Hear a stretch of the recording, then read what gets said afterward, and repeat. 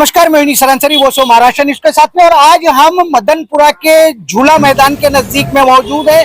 और जिस तरीके से झूला मैदान ऐतिहासिक मैदान माना जाता है और यहाँ पर जो है गौर गरीब लोग इस गली के अंदर हॉकर्स का धंधा लगाते हैं, कपड़े, केला, फ्रूट वगैरह बेचते हैं। लेकिन आज सारे हॉकर्स जो है अपनी अपनी पीड़ा को लेकर के यहाँ पर इकट्ठा हुए हैं, जानने का प्रयास करते हैं कि आखिर किस किस तरह की तकलीफें जो है यहाँ के गरीबों को। बहन जी, मैं आपसे जानना चाहता हूँ कि किस तरह की तकलीफें आप लोगों को आ रही है। हम लोग 30-35 साल से भाई इधर धंधा कर रहे, लेकिन अभी ये 2 महीने से ज्यादा परेशान कर रहे। चोर गाड़ी है, इधर के भाई लोग पीछे पड़े हैं कि हम लोग उल्टा धंधा करते। अगर उल्टा धंधा कर रहे तो हमारी कानूनी कार्रवाई से हिसाब किताब किया जाए। अगर गलत है तो हमको सजा मिलना चाहिए, नहीं गलत है तो फिर भाई लोग ऐसा पीछे क्यों पड़े हमारे। तो आप क्या क्या बेचते हैं आप यहाँ पर? हम लोग हरा मसाला बेचते, भाजी तरकारी बेचते। भाजी तरकारी बेचते। एक माँ जी यहाँ पर है, मैं आपसे पूछूंगा कि क्या आप क्या बेचती हो यहाँ पर? मैं प्लास्टिक बेचती हूँ भाई। जो भी आता है पुलिस को बोलते हैं यहाँ गलत धंधा होता है। गलत मतलब क्या? कुछ भी ऐसा चरस गरज जो बेचते हैं वो करते हैं तुम लोग। मगर हम लोग आज इतना बुढ़े हो गए, आज तक के हम लोगों को कोई शिकायत नहीं है। हम लोग पेट भरते करके हम लोग चले जाते अपने अपने घर पे गवंडी, वहाँ से हम लोग आते 2 पैसा कमाने। तो ये जो शिकायत करने वाले लोग हैं, ये कौन लोग हैं ये शिकायत करने वाले? वो कौन लोग है ये तो नहीं मालूम। वो साहब को कंप्लेंट जाता तो सब लोग आते हैं ना। वो शिकायत अपने आपस में ही कर रहे हैं, हम लोग को नहीं मालूम है कि उनको क्या तकलीफ है। हम लोग आप बताइए, हम लोग क्या करती हूँ? कपड़ा बेचती हूँ मैं। अच्छा, कितने सालों से बेचते हम हो? 50 साल से बेचते हैं इधर कपड़ा। हमारा घर था जब से हम लगाते धंधा। अभी लगाने बहुत परेशान कर रहे हैं। हम तो मुमरा से आते, यहाँ नहीं रहते, हम रोज आते और रोज जाते। झोपड़ा इधर ही था, जब से हम धंधा लगाते। झोपड़ा टूटा तो गवंडी गए और वहां से मैं आती हूँ धंधा लगाने इधर। इस तरह से महिलाएं अपनी पीड़ा बता रही है कि लोग जो है यहाँ लोग 50-50 साल से धंधा लगा रहे हैं, कपड़ा बेच रहे हैं, भाजी बेच रहे हैं, लेकिन उसके साथ में कुछ असामाजिक तत्व जो है वो इनकी कंप्लेंट करते हैं। पता नहीं क्यों, किसके इशारों पर वो कंप्लेंट की जाती है इनके धंधे को हटाने के लिए। एक चाचा यहाँ पर है, आप यहाँ पर क्या करते हो? रेडीमेड कपड़ा बिक्री करते हैं। कितने सालों से करते हो? यहाँ तो धंधा लगता 50 साल से 30 साल से लग रहा। तो जो माँ बहनें कह रही है यही समस्या सबको है? हाँ हाँ हाँ। तो इसका मेन कंप्लेंटर कौन है, आपको पता है क्या? नहीं पता है। आपको पता है? नहीं पता है, किसी को नहीं पता है कि सामाजिक सोशल वर्कर हुसैन भाई यहाँ पर है। हुसैन भाई, ये सारे लोग जो है आपको अच्छा मानने वाले, जानने वाले हैं, ये जो इनको तो पता नहीं होगा क्योंकि बेचारे दिन भर भाजी तरकारी अपना बेचते, अपने घर को चलाने की चिंता में रहते। ये जो असली वजह है ये कंप्लेंट करने की, इनको बदनाम करने की, आखिर ये क्या लगता है कौन कर रहा है ये सब? ये ऐसा है कि ये लोग आज से नहीं रह रहे यहाँ पे बहुत सारे झोपड़े पहले थे। ये सॉटर स्कूल के पास हो गया, झूला मैदान के पास हो गया, कटा मिल के पास हो गया, ये सब इधर के लोग ही है और धंधा करते हैं, अपना पेट गुजारा करते हैं। पहले इनका घर छीन लिया और इनको रास्ते में ले आया। इनकी जो डेली का ट्रैवल रास्ता है चिंगपुर से, वहाँ का जो रोड खराब है, वहां से कितने लोग मर गए। अब रईस शेख क्या चाहता है कि इनको इनके दुकान को बैठा देवे। और रईस शेख का एक ही मुद्दा है, जो टावर बना है, ये टावर वाले ने ही बुलाया एक को हटाने के लिए, रईस शेख को। इसलिए रईस शेख जा रहा है चौकी में कंप्लेंट डाल रहा है पूरी टीम को लेके जाके और उनको परेशान कर रहा है। बहुत दिन से इनको परेशान कर रहा है, आज से नहीं। ये जो बेचारे सेब कलिंगर जो भी बेचते हैं उनको आए दिन फाइन मार रहे हैं। 500 रुपया कमाते ही नहीं है, उतना ये लोग भर के आते हैं। नहीं, आप रईस शेख का नाम ले रहे हैं, वो यहाँ के नगर सेवक है और भिवंडी के एमएलए है समाजवादी पार्टी के। तो आप किस बेस के ऊपर ये एलिगेशन लगा रहे हो कि रईस शेख ही करवा रहे हैं? ये मेरा प्रूफ है ना, मेरे पास प्रूफ है, उनकी फोटो है, कंप्लेंट है। उनके लोग आते धमकाते हैं यहाँ पे कि यहाँ से धंधा हटाओ, आए दिन परेशान करते हैं। पहले झोपड़ा हटाया, इनको हटाने बोल रहा है, यहाँ पे बोलता है वो लाएगा, पार्किंग लाएगा, ये लाएगा। और बिल्डर का उनका अच्छा रिलेशन है। तो रईस शेख भिवंडी गया है तो क्या झोपड़े वाले को हटाने के लिए रखा है क्या? झोपड़ा तो हटा दिया उनको, अभी क्या हटा रहे हो?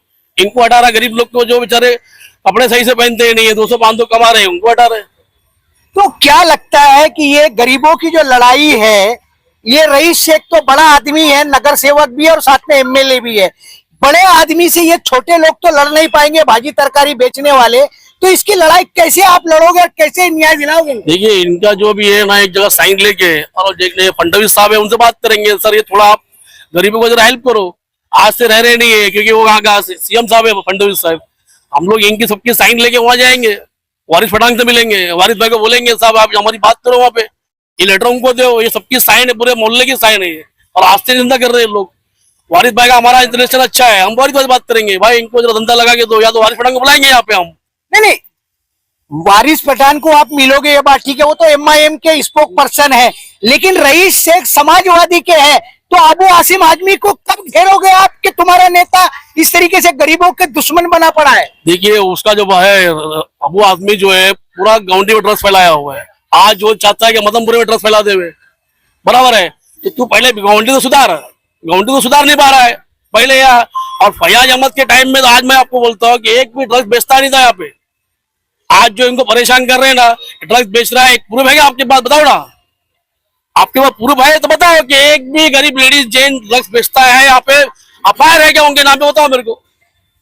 गरीबों को हटाने के लिए क्या क्या हथकंडे हो सकते हैं कि गरीब और गरीब हो जाए, जान दे दे, मर जाए कहीं जाकर के, नेता को कुछ पड़ी नहीं है। वही जनता है जिसने वोट दे करके रईस शेख को यहाँ का नगर सेवक चुन करके दिया, बाद में भिवंडी के लोगों ने गफलत में उसको एमएलए भी चुन करके दिया है।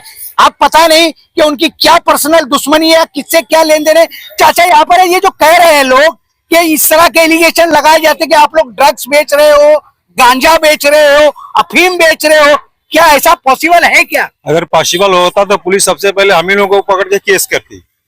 जहाँ हम लोग ड्रग्स बेचते नहीं है, हम पकड़े नहीं जाते हैं, तो जो ड्रग्स बेचता है उसको तो पुलिस पकड़ती नहीं है। खाली ऊपर के दबाव में खाली धंधे वालों, छोटे छोटे धंधे वालों को हम लोगों को परेशान किया जाता है। ऊपर का दबाव किसका? अब ऊपर हम लोग छोटे आदमी, हम लोग नाम लेगा तो कल से हमारा पत्ता साफ हो जाएगा। हमारी मजबूरी, हम किसी का नाम नहीं ले सकते हैं, इसलिए क्योंकि हमें धंधा करना है। चाहे हमें जूता मार के धंधा करावे, चाहे लाठी मार के करावे, चाहे जेल में डाल के करावे, हमारी ये मजबूरी है कि हमें धंधा करना है, तो सबकी सहना है, चाहे वो बीएमसी हो, चाहे पुलिस हो, चाहे रईस हो, चाहे कोई भी नेता हो, हमें हर नेताओं की सुननी है। अगर जीना है तो सबको साथ लेके चलना पड़ेगा, ऐसा लोगों का मानना है। लेकिन नेता बातें तो करता है मगर सबको साथ लेके ये हालात दिख रही है कि वो चलने के लिए तैयार नहीं है। कैसे महिलाएं बात कर रही है, पुरुष बात कर रही है, उम्र दराज लोग बात कर रहे हैं, कि नौजवान भी यहाँ पर है। मैं आपसे जाना, आप क्या करते हो यहाँ पर? मैं कपड़ा लगाता हूँ। कितने सालों से? ये तो मेरे अब्बा का टाइम से चल रहा है, काफी टाइम, 95 की उम्र से मेरे अब्बा लोग चप्पल भी लगाते, कपड़े भी लगाते थे। क्योंकि नौजवान होने के नाते मैं इसलिए पूछ रहा हूँ कि आजकल नौजवानों का जो चलन है वो थोड़ा डिफरेंट है, बराबर है? तो क्या लगता है आप कुछ नशा वशा भी करते हो? कुछ भी नहीं, नशा वशा करे वो बात ही नहीं है इसमें। धंधा लगा सब घर चले जाते हैं हम लोग, यहाँ तो रुकते भी नहीं है। जो यहाँ रुकते लोगों कोई कार्रवाई होती नहीं है। हम लोग धंधा लगा है, सुबह में आते 11 बजे 6 बजे चले जाते घर पे अपना, और कोई काम धंधा हम लोग का है नहीं। ये रोजी पानी हम लोग यही चलती है बस, और कुछ भी नहीं है। न कहीं रईस शेख जो समाजवादी के नगर सेवक है उनका नाम लोग ले रहे हैं, और ये भी कह रहे हैं कि साथ में कि वही कंप्लेंटर भी है, पुलिस थाने में बार बार जाते हैं और कंप्लेंट करते हैं। पता नहीं उनका मोटो क्या है इन गरीबों को हटाने के पीछे। मुझे तो ऐसा लग रहा है कि जिस तरीके से मल्टी स्टोरेज बिल्डिंगों का डेवलपमेंट मदनपुरा के अंदर हो रहा है, तो महल के सामने झोपड़ा अच्छा नहीं लगता है। हो सकता है कि नेता को इन बिल्डिंगों के सामने ये भाजी तरकारी बेचने वाले गरीब लोग अच्छे न लगते हो, जिसकी वजह से बिल्डर ये चाहता होगा या लोग चाहते होंगे कि इनको कहीं से और भगा दिया जाए, कहीं और इनको भेज दिया जाए, जिससे हमारी प्रॉपर्टीज के अच्छे दाम हमको मिले। बड़ी संख्या में लोग पीड़ित यहाँ पर है, और जिस तरीके से हुसैन भाई ने जो बात की है कि तरह तरह के एलिगेशन उन पर लगाए जा रहे हैं, आने वाले दिनों में उन्होंने बात की कि मैं देवेंद्र फडणवीस जो महाराष्ट्र के मुख्यमंत्री है, सारे लोगों की सिग्नेचर लेकर के मैं उनसे मुलाकात करूंगा, बात करूंगा। अब महाराष्ट्र के मुख्यमंत्री का मतलब होता है राजा, एक स्टेट का राजा के पास जाने की बात कर रहे हैं। अब राजा अपनी प्रजा को कितना न्याय देगा नहीं देगा वो तो मैं नहीं कह सकता हूं, लेकिन कहीं ना कहीं गरीबों की आवाज सुनने वाला कोई तो है जो सुन रहा है और बातें कर रहा है। बाजार में खड़े रहकर के आने वाले दिनों में क्या होगा उस पर भी हम चर्चा करते रहेंगे। रईस भाई, आप सारे ही लोगों ने अपनी तकलीफों को लेकर के वॉइस ऑफ महाराष्ट्र से स्पेशल चर्चा की, उसके लिए थैंक्स और धन्यवाद।